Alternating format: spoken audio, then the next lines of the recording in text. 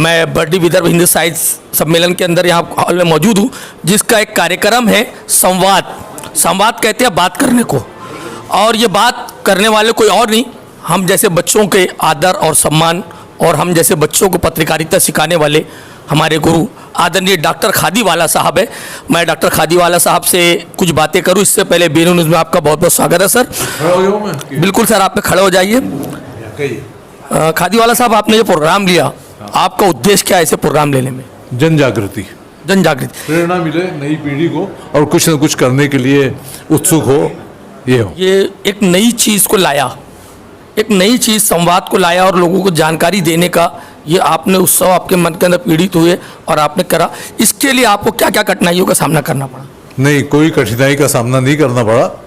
दरअसल ये जिस संस्था में आप खड़े हैं, विदर्भ हिंदी साहित्य सम्मेलन, यहाँ के जो कर्ता धर्ता है, कर्णधार है, जैसे सुरेश शर्मा जी, यहाँ हमारे अध्यक्ष विनोद माहेश्वरी जी, यहाँ के प्रधानमंत्री, इनका पूरा समर्थन है ऐसे कामों के लिए जो लोकोपयोगी हो, समाजोपयोगी हो और जनहित में हो। हम पूरी कोशिश करते हैं कि ऐसे विभूतियों को यहाँ पे आमंत्रित करें, उनके विचार सुने, उनकी सलाह माने, ताकि हमारी जो युवा पीढ़ी है या जो हमारे लोग हैं ये कहीं ना कहीं सही दिशा प्राप्त करें और बेहतर से बेहतर काम करने की कोशिश करें। आने वाले वक्तों में आपका क्या उद्देश्य और क्या लक्ष्य है? उद्देश्य और लक्ष्य जो 5 से 5 साल पहले था वो आने वाले 5 सालों में भी रहेगा। हम ऐसे लोगों को यहाँ पे बुलाएं, उनकी बातें सुने और कहीं ना कहीं हमारी युवा पीढ़ी उससे प्रेरणा प्राप्त करे। आज इस संवाद के अंदर नागपुर शहर के जाने माने व्यक्ति, और मैं उन्हें अगर डॉक्टर भी कह दूँ तो कम है, क्योंकि डॉक्टर तो एक चीज़ का होता है, या मेडिसिन का होता है, या आर्थो का होता है, या ENT का होता है, लेकिन हमारे बीच डॉक्टर तनवीर मिर्ज़ा साहब जो है, मैं उनसे बात करना चाहूँगा संवाद में।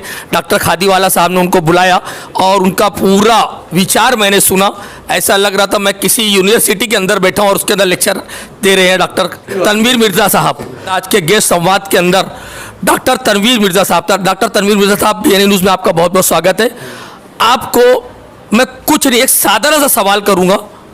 मेरे मन में ये था कि इतनी सारी जानकारियाँ आपको कैसे मिली और कहाँ से मिली? देखिए, जब आप घूमते फिरते हैं और जब पब्लिक में जाते हैं, काम करते हैं, तो बहुत सारे अनुभव आते हैं।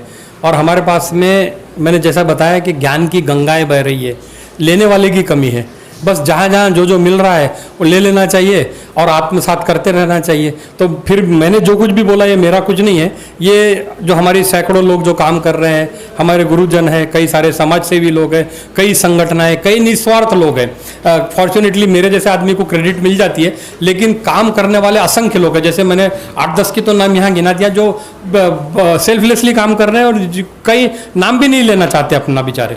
तो ऐसे बहुत सारे लोग हैं जिनसे 10 बातें सीखी जाती हैं, 5 याद रहती है, जिसमें से 2.5 मैंने यहाँ पे बयान किया हूँ। अगर ये 2.5 है तो फिर 5 किसे कहते हैं? जी नहीं, ये एक विषय निकला था, और जब पब्लिक सामने हो और मंच सामने हो तो भावनाएं प्रकट कर देना चाहिए और बोल देना चाहिए। पता नहीं कल इस समय इसी समय ये मौका दोबारा मिले या ना मिले। मैं तनवीर मिर्ज़ा साहब एक छोटा सा साधारण सवाल करूँगा कि आप स्टडी कितनी करते हैं और कितना वक्त स्टडी में देते हैं? नहीं, वो एक बड़ा सुंदर गाना था सर, किताबें बहुत सी पढ़ी होगी तुमने, मगर कोई चेहरा भी तुमने पढ़ा है। आप समाज में घूमिए, आप खुले मन से विचरण करिए, गाँव में जाइए, अपने झुग्गियों में जाइए, युवाओं में जाइए, फ्रस्ट्रेशन के अंदर में जाइए, आपको सारी चीज़ें अपने आप दिखना चालू हो जाएगी। एक 2017-18 में पुलिस कमिश्नर साहब ने एक मीटिंग बुलाई थी कि सुसाइड और एक्सीडेंट और मर्डर, ये 3 चीज़ें बहुत ज़्यादा समाज में हो रही है। तो हमने कहा था सर समाज में नहीं हो रही है, पर्टिकुलर कोई वर्क कर रहा होगा। तो बाद में पता चला कि 18 से 22 साल का युवा ज़्यादा कर रहा है। तो हमने सोचा कि 18 में कर रहा है, इसका मतलब 15-16 से इसके अंदर में वो प्रेशर डेवलप हो रहा है। सो हमने बच्चों के अंदर में डिप्रेशन के लिए स्टडी के लिए कोर्स डिज़ाइन करवाया। रीटा अग्रवाल मैडम है, साइकोलॉजिस्ट, बोस्टन चाइल्ड हॉस्पिटल ने उसको सपोर्ट किया और Harvard university, rotary international, Naples ने उसको फंड किया। हम 10 स्कूलों में चला रहे हैं 8वीं क्लास में, और आपको आश्चर्य का धक्का लगेगा कि वो 8वीं का बच्चा 3-4 दिन के सेशन के बाद में बोर्ड पे आके लिखता है कि अगर मैं मर गया तो मेरे माँ बाप सबसे ज़्यादा खुश होंगे, मेरा दुनिया में कोई प्रिय नहीं है, मैं निगलेक्टेड हूँ। ये प्रेशर कुकर की सीटी जब उठती है तो ये सारी चीज़ें निकलती है। तो समाज के अंदर में बहुत सारे प्रॉब्लम है, सिर्फ जाकर उनको देखने की और समझने की ज़रूरत है। सर आप ये तो हो रहा है समाज के अंदर, और डॉक्टर खादीवाला साहब ने कुछ बातें ऐसी पूछी जो हमारे जीवन से प्रभावित होती है, और उसका आपने बेहतरीन तरीके से उत्तर ही नहीं दिया बल्कि हमें समझा भी दिया खेतियों को लेकर और बहुत सारी चीज़ों को लेकर। मैं उतनी बातें तो नहीं कर सकता, लेकिन एक बात ये जानना चाहता हूँ, ये सब चीज़ों को आपने कब से जानना शुरू करा और कहाँ तक के जाना? जी, मैं जैसे बताया कि परिवार से सारी चीज़ें मिली कि परिवार वालों ने कहा कि नहीं एग्रीकल्चर में ही जाना। फादर हमारे पास में काली दौलत खान पुसद के पास में ज़मीन है, खेती है।